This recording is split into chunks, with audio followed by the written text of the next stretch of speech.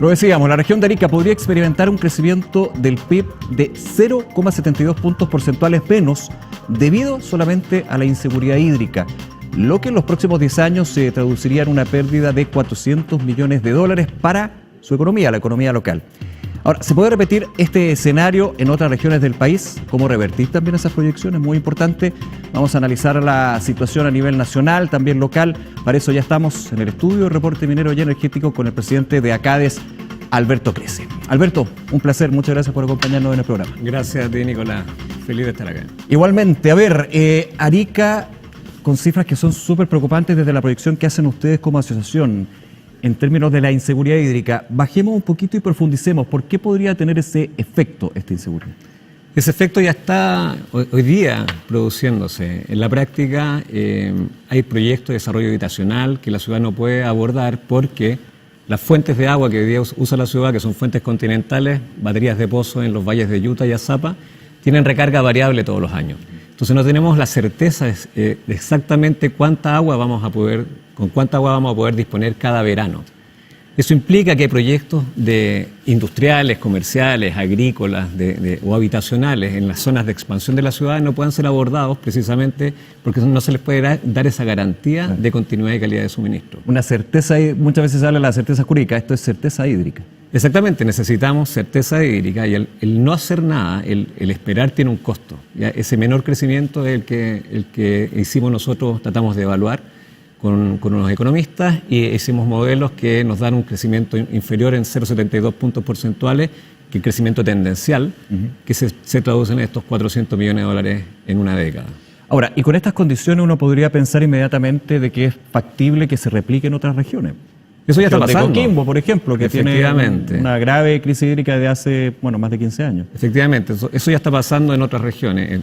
De hecho, lo que uno hace para el modelo es comparar cómo han crecido regiones que sí tienen cierta garantía de disponibilidad hídrica versus otras que no tienen.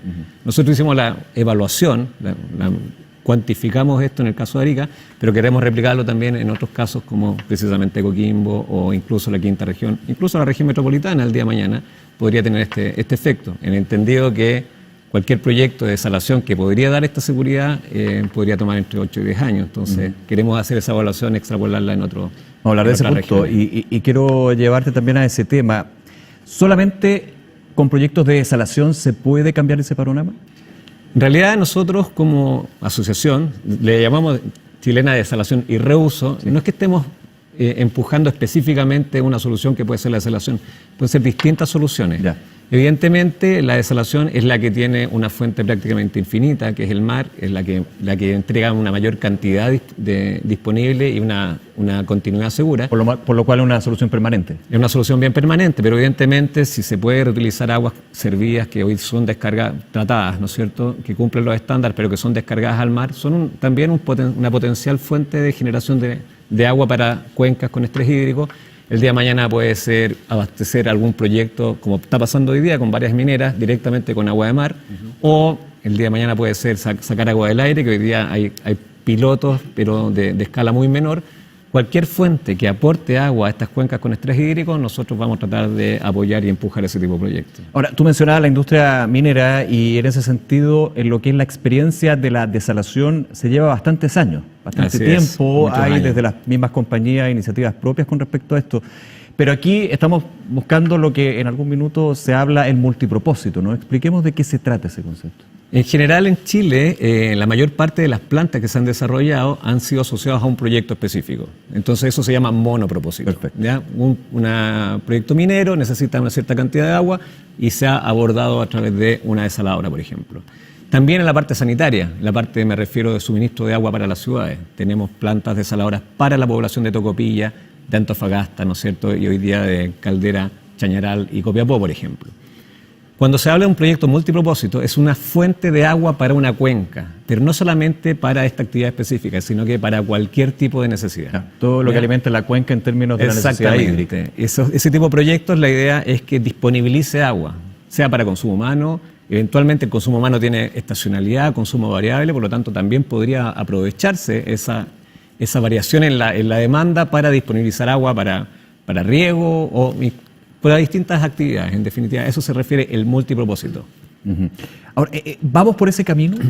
Hay experiencias, también hay proyectos que están en curso, pero ahí podemos entrar, digamos, a lo que sucede a nivel de las industrias, digamos, en tener iniciativas, tener ideas, tener soluciones, pero ahí encontramos algunas barreras. Ahora, antes de eso, ¿cuál es la visión y el desarrollo, digamos, de proyectos de desalación de aquí a los próximos años, próximos meses? Tenemos 5 proyectos que están a puertas de entrar, ¿ya? Están en etapa de construcción, algunos que son mineros, tiene Coyahuasi un proyecto en Tarapacá, tenemos el proyecto Codelco, ¿no es cierto?, que está en Tocopilla, un proyecto importante, tenemos Centinela. En el caso de las sanitarias, Aguas Antofagasta está desarrollando la ampliación para llegar al 100% de su planta actual, para llegar al 100% de suministro de la ciudad de Antofagasta desde el mar. Y tenemos este proyecto multipropósito bien emblemático para nosotros, de Aguas Pacífico, que es uno de nuestros socios, que precisamente es el primer proyecto, diría yo, de esa escala, diseñado específicamente para abastecer distintos usuarios en la región. Ese está en Puchuncaví, en la comuna en Quintero, en realidad, Quintero Puchuncaví, en esa zona, y va a abastecer agua hasta la zona de Tiltil incluso.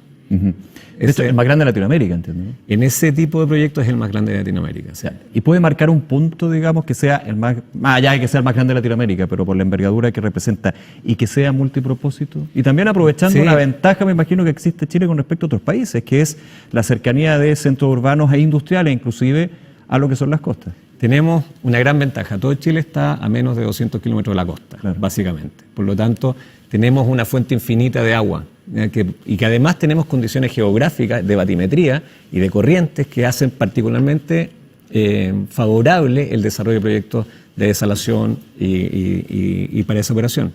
Es muy importante para nosotros el proyecto de Aguas Pacífico, porque marca un hito, porque normalmente las grandes dificultades están respecto a la certidumbre de cómo van a operar esos proyectos y en la práctica cómo va a operar esas instalaciones. Me refiero que muchas veces las necesidades de los distintos actores de una cuenca pueden ser distintas en términos de cantidad, de plazo. Una empresa minera, por ejemplo, puede tener una cierta necesidad para un plazo más corto y poner de acuerdo a un montón de usuarios puede ser un desafío importante. Si se hace bien, se pueden lograr economías de escala muy interesantes y hacer que en general el producto sea más barato, más eficiente el proyecto para abastecer a toda la cuenca. Por lo tanto, estamos con ese ojo bien puesto en ese proyecto. Queremos que le vaya muy bien. Ahora, retomo un punto que tú mencionabas, Alberto, y tiene que ver con los proyectos, las iniciativas que comienzan su curso, pero un curso largo. 8, 10 años para una planta desaladora. Aquí todos los proyectos hay que verlo en una vara igual, digamos, por una cosa también de las mismas certezas jurídicas. Pero desde el punto de vista de cuánto impacto medioambiental puede tener, por ejemplo, una planta desaladora, entendiendo que dependiendo del lugar, dependiendo de la capacidad, dependiendo de todo lo que significa, son distintas. Pero ¿cuánto puede ser ahí? Respecto al impacto ambiental de una desaladora, nosotros tenemos muchísima información. Tal como decíamos antes, tenemos más de 20 años de operación de desaladoras de tamaño mediano grande en Chile, desaladoras con la tecnología de la osmosis inversa, que es la que más se aplica hoy día en el mundo, que es la que tenemos en prácticamente las 24 plantas mayores que operan hoy día en el centro norte de Chile. El impacto, normalmente la gente tiene mucho temor respecto del impacto de la descarga de salmuera, pero la verdad es que nosotros tenemos filmaciones, monitoreos, planes de vigilancia ambiental en la mayor parte de estas plantas que están disponibles en información pública y queremos de alguna manera abrirle a la comunidad para generar esas confianzas, donde a muy poca distancia la verdad es que la mayor salinidad es prácticamente imperceptible para cualquier tipo de servido. Está súper controlado, súper monitoreado, se hace muy bien hoy día. Y como te decía, evolucionando y aumentando, digamos. Ha ido mejorando cada vez las técnicas para ir midiendo la dilución y para favorecer la dilución, sobre todo con las corrientes chilenas. Tenemos zonas de mayor salinidad que están llenas de vida. Me encantaría que pudiéramos tener en cada una de estas descargas alguna máquina, alguna video que la gente pudiera ver tal como ve en el tránsito aquí en Santiago, en Tobalá, con Apoquindo, que vean cómo está la descarga, porque lo que más tenemos normalmente es vida, son peces, son alrededor de esa descarga. Alrededor de la descarga, súper monitoreado, súper controlado. ¿Por qué crees que hay una visión contraria, digamos? Yo creo que nos falta a nosotros difundir esta información. Falta en general falta de información, falta de conocimiento de cómo se diseñan y operan estos sistemas.